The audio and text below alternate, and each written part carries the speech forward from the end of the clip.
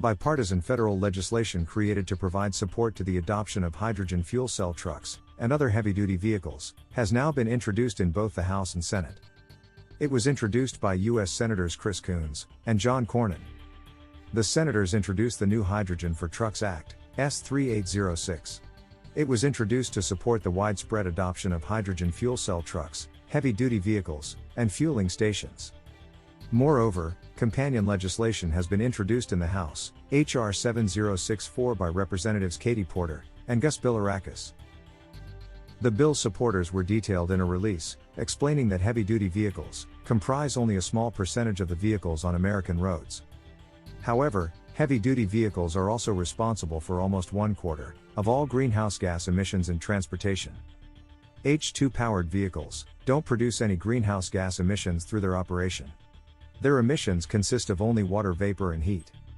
Using H2 provides the opportunity to reduce the emissions associated with trucking and heavy-duty vehicle operation, without having to sacrifice range or reliability. Hydrogen fuel cell trucks are increasingly viewed as a promising decarbonization strategy.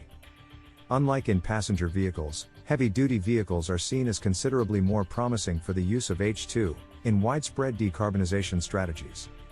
That said, initial adopters of this technology have expressed concern over the initial costs, stating that they require federal support to overcome them, and the risk associated with them.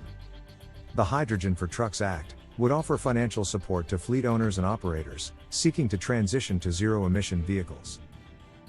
Moreover, it is also intended to provide support to the development of the fueling station network. It would provide incentives for adopting hydrogen fuel cell trucks by covering the difference in cost between them and conventional diesel-powered vehicles. Encourage tandem fueling station and vehicle deployment to ensure that one doesn't need to exist before the other is in place, solidifying the overall fueling infrastructure. Collect data and establish benchmarks for various forms of fleet operation, helping to accelerate deployment by incentivizing private investment. Thank you for picking hydrogenfuelnews.com.